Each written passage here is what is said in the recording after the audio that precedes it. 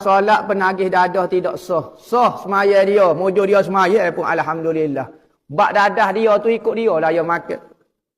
Cuma Nabi kata, apabila benda haram masuk dalam perut, 40 hari semaya kita tak diterima kerana ada benda haram.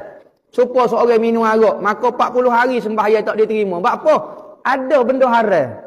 Maka sebab itulah orang nak merubah ke orang, kita kena kurung dia, jangan makan benda kotor 40 hari baru dia bersih. Kok benda kotor dulu tubik. Bukan kata tidak sah semaya dia lainlah ketika makan dadah, ketika pening semaya memang tak sah lah. Cara nak buat dia, cara nak buat ketagih dia dadah lah ni macam-macam. Dadah jumpa Tok Bomo pada. Lah ni orang jual dadah, dia buh Tok Bomo panggil gapo dia bubuh serubuk kaca, bubuh gapo dia. Nak suruh orang tu jadi gia. Tak boleh tinggal dah dadah dia. Kalau beli dadah dia, tak boleh tinggal dah dadah dia. Lagu mana cara dia? Beli kubis.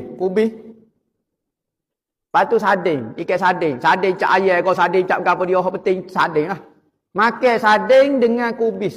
Kubis metah, sarding pun metah. Makan dengan nasi kau, dia cucuk roti kau, makan biar siapa dia mutah. Makan juga.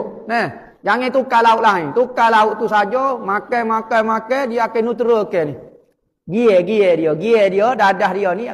Biasa orang buat. Lepas tu dia ada cara lagi orang makan pohon gapo dia tahu. Tanduk usul kau gapo dia, kita makan, biar kahwin tu mutuh. Waktu bik gia dia.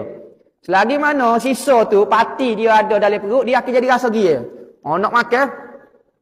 Kalau buat pati tu, dia jadi tak ada rasa gia tu. Tu cara dia. Usahalah.